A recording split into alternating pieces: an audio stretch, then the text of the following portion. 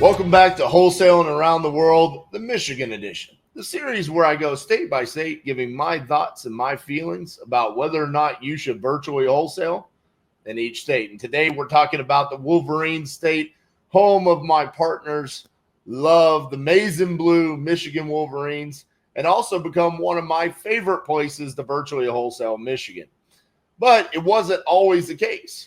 Back in 2020, when we did the initial 50-50-50 and we started doing deals in Michigan, which we had never done previously, I significantly struggled with understanding how to comp and underwrite, specifically in Detroit, the most populated state. But over the course of time, I had to come to realize Michigan is the 10th most populated state. It has over 10 million people, and it is a place where there are a lot of motivated sellers. So we had to figure it out. Now I'm going to try to fast track that for you guys and give you some tips. But the other thing is at the end of the episode, I'm going to give you some resources that might help you out specifically on the disposition side. One of the other things that I've come to love about Michigan is we have several members inside of Titanium University, and I've learned that they're experts in this market. And sometimes in specific locations in the United States, it takes that expert knowledge. Specifically in Detroit, when you look at analyzing deals there, it's one of those markets that can be street by street. It can be, hey, the ARV is $100,000 here, and on the next, no one's going to pay over $50,000. So when you are comping and underwriting inside of specifically Detroit, but it's basically statewide, be very strict on your comping guidelines. I always start with a quarter-mile radius, but if I have more than 5 or 6 comps in that quarter-mile radius, I will even narrow it down even more to 0.1 or 0.15 miles to get the most specific and accurate comps as possible. Because when you go to dispo these deals, the buyers are picky. They are going to be very strict on what they will buy and how much they will pay. And more often than not, what you'll hear from the buyers in Michigan and specifically Detroit is, what's the zip code? What's the street? And they'll already know how much they're willing to pay for that specific property.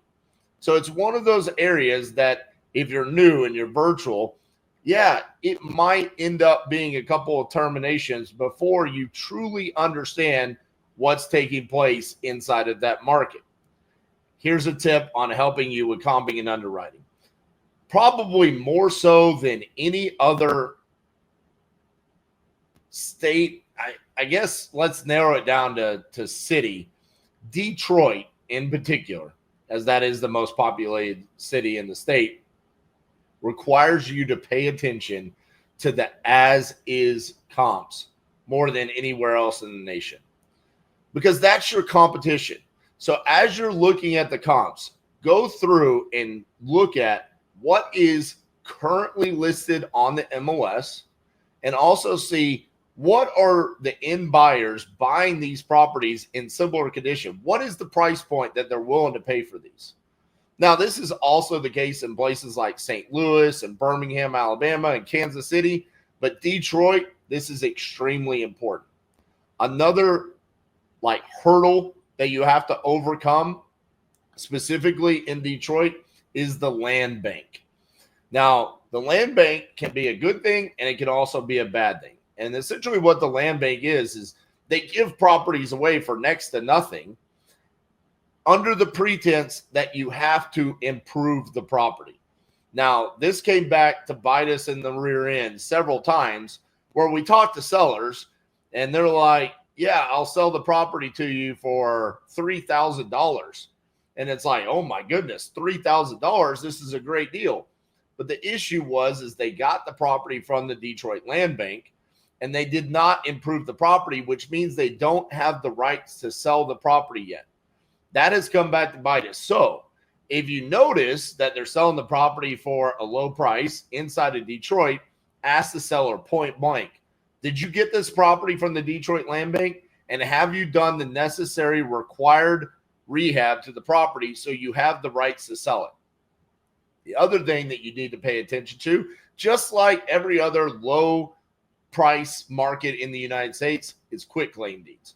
Now, I'm not saying quitclaim deeds means it's a deal killer, but it can be. So pay attention that specifically if you're using PropStream, you can go in and you can see the transaction history and see, hey, did you buy this property via quitclaim deed or did you get a warranty deed on it? Because sometimes there's such a chain of quitclaim deeds that the title company will not insure it and your end buyer will not be willing to purchase the property. So these are some of the hurdles to overcome. Now, that being said, there are nicer parts of Detroit where the price points do increase and you can make pretty decent spreads. The other thing that's common there is smaller multifamily. Looking at this, you need to pay attention to what the rent rates are and then what are your end buyers willing to purchase those properties for long term. So sometimes it'll be a 1% rental, rare. More often than not, a 2% rental, and then in some cases, even a 3%. What I mean by that is the rent rate is 3% of what the end buyer is paying for the property. So a 3% rental would be $3,000 a month in rent, and they're paying $100,000 for the property. Hope that makes sense. It's easy math. Now, moving away from Detroit and some of the other places inside the state, on the western side of the state where we have Grand Rapids and then central Lansing.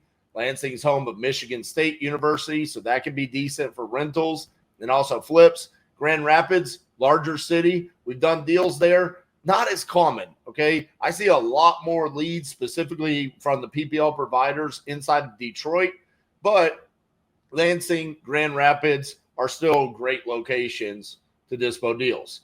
Now, once you move up into the northern part of the state, Saginaw, and even up higher by the Great Lakes, this can become somewhat rural and very difficult to dispo.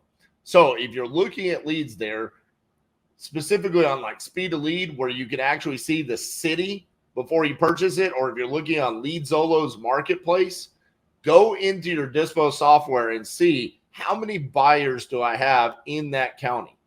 Remember, the rule of thumb is we need a minimum of 2,000 buyers before we purchase that lead. I have gotten myself into trouble with what looked like great deals, but just not having buyers specifically in the northern part of the state. The other thing that makes Michigan extremely unique is we do have the peninsula, which is that little piece of land that is really not a part of the state, but it is. It really should probably be a part of Wisconsin, but it's not. I've done deals in Iron Mountain before, but the majority of the peninsula is extremely difficult to dispo in. So realistically, guys, if you're looking to do deals and you're new to the state of Michigan and you don't have an extensive buyers list, start in Detroit, okay? If you want to expand out to go to other markets, I would recommend going to Grand Rapids next, and then after that, Lansing and Saginaw. Now, I said I wanted to give you guys some resources, and I've never done this before, and I didn't ask for permission, but I love my TU family, and I recommend working with these guys. So what I'm going to do is I have my map of TU members, and I'm actually just going to scroll in. This is where our TU members live in the state of Michigan. Todd Chun, we call him the mayor of Detroit. Guys, if you've got a deal, I'm giving you their email right here. Todd Chun is a great resource. We've got Charles. Charles has been with us for a while. He's an end buyer in Detroit and a really majority of Michigan. Al Bean does significant volume there. Give you guys some other. Nick, scroll in here. Daniel Salmo, a wholesaler as well as a licensed realtor there. Down south, we got Chris Martin, we got John, and we've got Robert. Scroll out here a little bit. Up here, up north of Detroit, we got Matthew and Maddie. All right, and then all the way up by Saginaw, we've got Justin Peterson. These are resources for you guys. If you're new to the state of Michigan, those are Titanium University members. More often than not, they are also doing deals in their local market. They probably have buyer connections, and they could be a resource for you to JV a deal. I just pulled it up. You want to pause the video. You've got their email. You can reach out and say, hey, I saw you on RJ's Michigan video. I've got a deal. I'd love to work with you. Here's the only thing that I ask. If you're going to reach out to them when you already have a property under contract. They're not going to be your resource for comping and underwriting and closing leads. They're your resource to JV a deal that you already have it under contract. Let them do their due diligence and say, hey, I think this is a good deal. I can dispo for you. Otherwise, don't bother them. My honest opinion about Michigan is it is one of my favorite states to wholesale in. Anytime someone comes to me and says, RJ, I'm new to virtual wholesaling, what market should I get started in? I always say the Midwest and the Sun Belt. But when I talk about the Midwest, I'm specifically saying Michigan is one of those markets. The reason why is because, one, it's easy to do acquisitions there. It is very easy to find a motivated seller that is willing to sell a property for a discount. And that's the number one thing that I'm always looking for in a virtual market. But number two, there are a ton of end buyers, specifically in Detroit, that are always looking for deals. And they are repeat buyers. Why? Because the price points are lower. There's a lot of landlords there. There's still people that do flips. They'll do hotels. All of the exit strategies are possible in the state of Michigan. So this is an ideal market for us. It's also populated, the 10th most populated state. So for me, Michigan checks all of the boxes for what I'm looking for virtual wholesaling. So if you're looking for a new place to go, Michigan should be at the top of your list. All right, guys, let me know if I left anything out. Send me a comment.